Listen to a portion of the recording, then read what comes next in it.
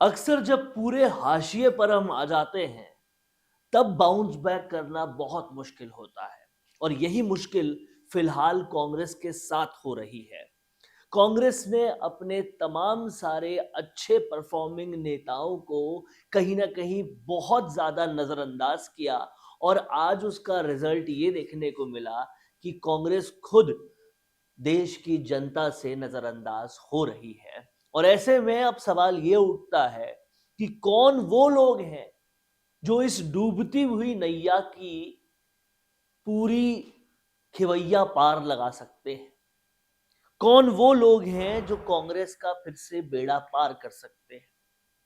एक तरफ राम मंदिर जैसे विषयों को से बीजेपी और सशक्त हो रही है, देश की नहीं दुनिया की सबसे बड़ी पार्टी बन रही है और बातें ये हो रही है सियासी गलियारों से कि कहीं पूरा देश सिंगल पार्टी नेशन बनकर लोकतंत्र को कहीं खत्म ना कर दे।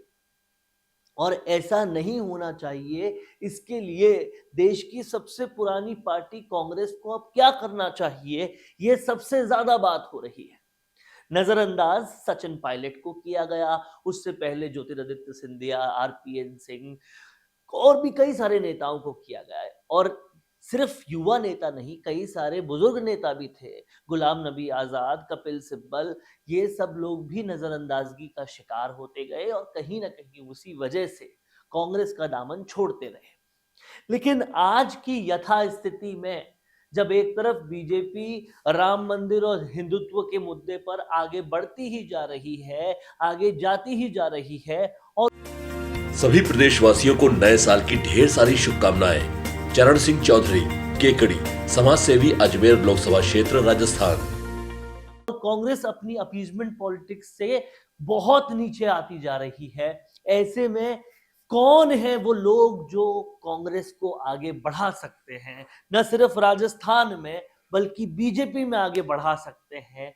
इस पर पूरा विचार मंथन और कांग्रेस की यथास्थिति समझने देखने के बाद अगर हम कहीं पर पहुंचे हैं तो वो सारी बातें आपको इस वीडियो में बताने वाले हैं। लेकिन इससे पहले अगर आपने अभी तक राजस्थान संवाद को सब्सक्राइब नहीं किया तो सबसे दिलचस्प राजनीतिक विश्लेषणों के लिए आप सब्सक्राइब कीजिए राजस्थान संवाद को। बात कर रहे हैं हम लोग, कौन वो लोग हैं जो कांग्रेस को आज की मौजूदा स्थिति में देश में आगे बढ़ा सकते हैं।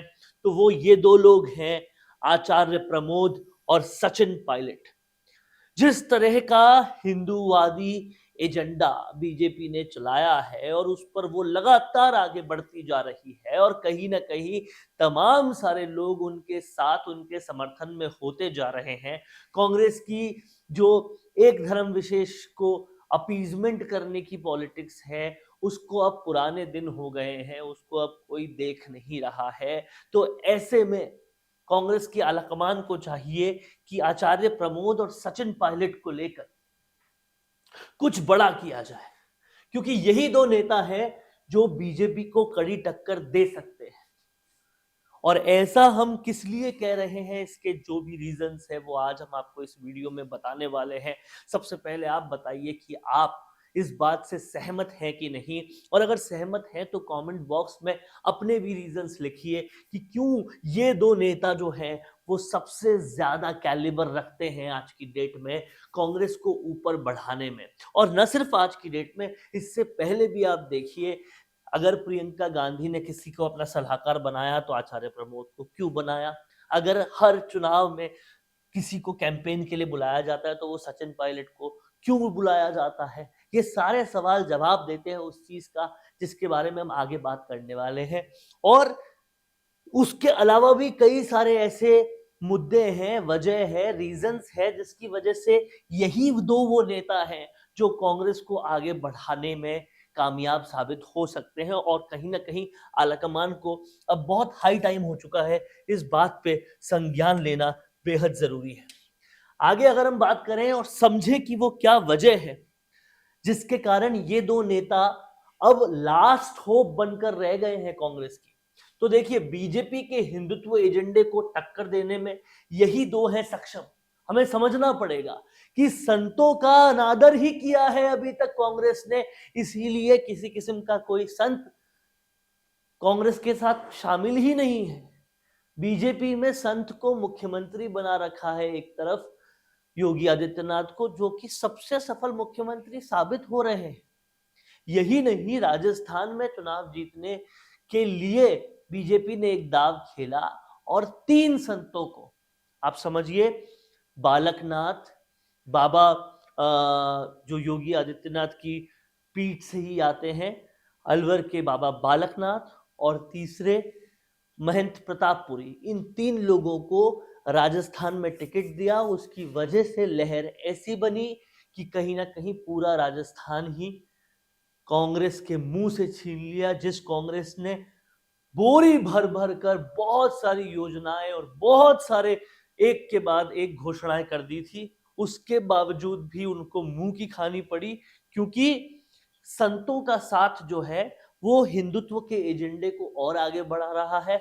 उसके ऊपर से राम मंदिर भी आ रहा है, इससे पहले महाकाल कॉरिडोर भी ले आए और भी बहुत सारी चीजें की। ऐसे में कांग्रेस के पास, अब आप इस बात को समझिएगा, कांग्रेस के पास एक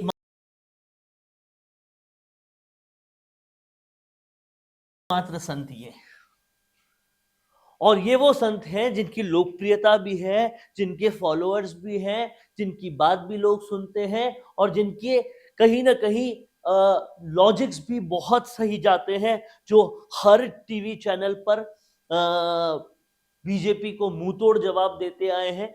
लेकिन ये कांग्रेस की अपीजमेंट पॉलिटिक्स जो है उसको ये बिल्कुल खुद भी पसंद नहीं करते, और कहीं ना कहीं हिंदुत्व के दूसरे नाम सचिन पायलट और सचिन पायलट की लोकप्रियता के सब कायल हैं। इन दोनों की जोड़ी जो है वो पहले से बनी हुई है, इसके लिए कांग्रेस को कुछ नया नहीं करना। इन दोनों को बस अगर एलिवेट कर देती है कांग्रेस, इनके महज एलिवेशन से ही बहुत सारा काम हो सकता है, ये समझना पड़ेगा कांग्रेस को।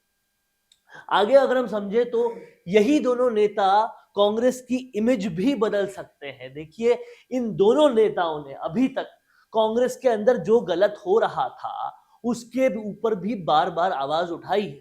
तो जनता को इन पर भरोसा है कि अगर ये दोनों आते हैं तो ये दोनों चीजों को ठीक कर सकते हैं, सही कर सकते हैं, और ये भरोसा कई बार लगातार बार बार साबित करके दिखाया है। सचिन पायलट वो हैं जो 21 सीटों से कांग्रेस को जिताने की स्थिति में लेकर आए थे, और कहीं ना कहीं कल्कि पीठाधीश्वर आचार्य प्रमोद वो हैं जो यूपी में कांग्रेस की स्थिति बहुत ठीक करने में जिनका बहुत बड़ा हाथ था और कांग्रेस को हर गलत काम पे चेताते आए हैं। इन दोनों को अगर कांग्रेस बढ़ाती है, आगे लाती है, तो कांग्रेस का बहुत फायदा होना पूरी तरह से संभव है।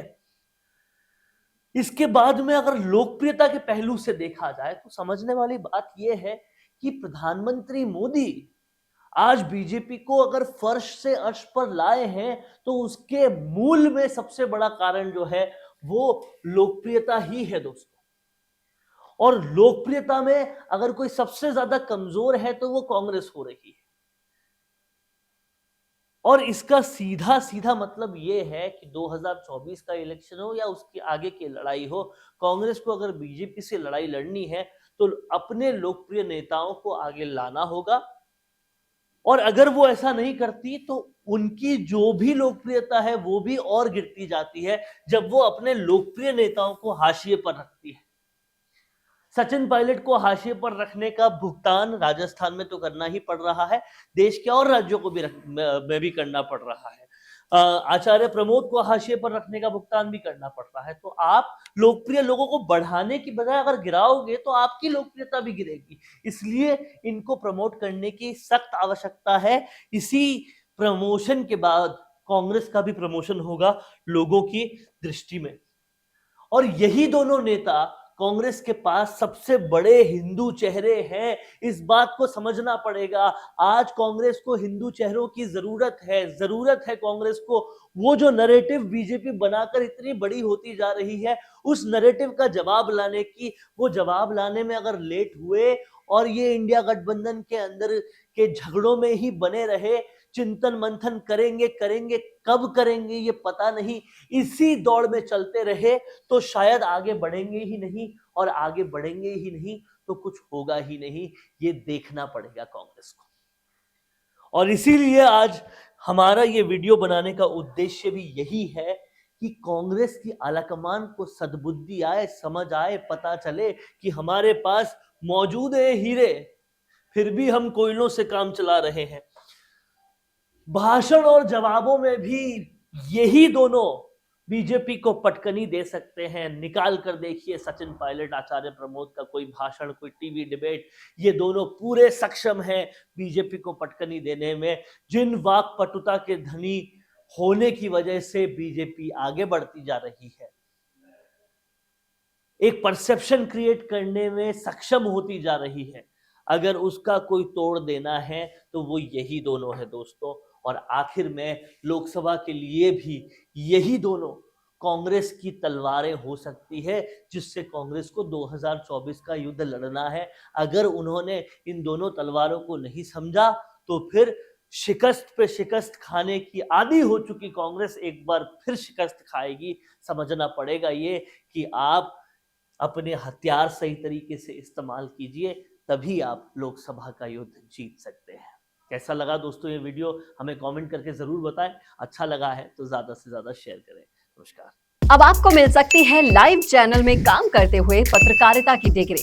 यूजीसी अप्रूव्ड यूनिवर्सिटी से मिलने वाली इस डिग्री के साथ आपको मिलेगा लाइव चैनल पर रिपोर्टिंग, एंकरिंग और प्रोडक्शन का काम करने का मौका।